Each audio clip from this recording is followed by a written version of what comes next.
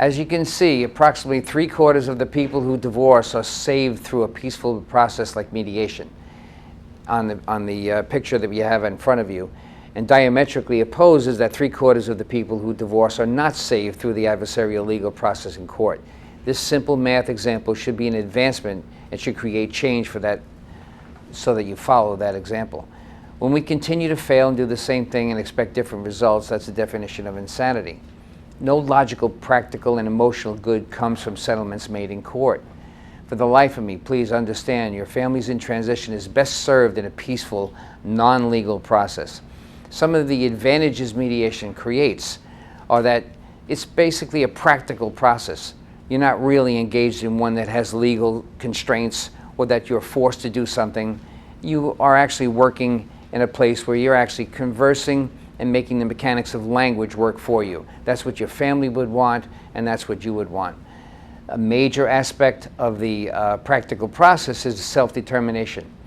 Who wants to be in front of a court where a judge is going to make a decision for the family that he knows nothing about? In reality, make this decision your decision. It's a self-determination process. Mediation works for you in that regard. Another major advantage in mediation is that it saves your financial resources and also your familial resources. Those things that happen in your home that you can't control anymore because of the legal process are now advanced. The amount of money that you spend in mediation is somewhere around 1/10 as an average what you would spend in court. Why would you want to give your money away and then be forced to make these determinations? I cannot, for the life of me, figure that one out. Also, there's a lot of laws that are in family law that you are forced to use. They really don't fit you in your family. If your family has special needs, children that maybe need a class that they wouldn't ordinarily get in the public school system and they need to go outside the system. Sometimes in court, you may find yourself financially restricted or emotionally contentious in a place where maybe your spouse has a different idea. So rather than get confused and conflicted by ideas that don't work, allow yourself the opportunity to understand that a family doesn't really fit inside family law, and family law doesn't fit inside your family. Another thing is the process of mediation builds on success. So as you go along in that process, you're able to determine your own existence.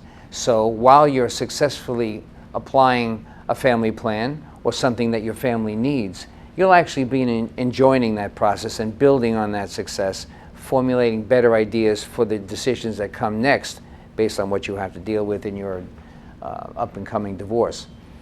And the other thing you should know about legal training is that it's diametrically opposite of mediation training. So for those people who want to go to a lawyer to mediate, you may want to consider that the probability is that he's going to want to provide and protect zealously a client, not both clients. In mediation, the opposite is true. We want both clients to be satisfied. We work with both in the couple to make it work positively for their future. And that's fitmediationservices.com. And I'm Chris DiMaggio. I'm the host and operator and mediator for this program. Thank you very much for watching.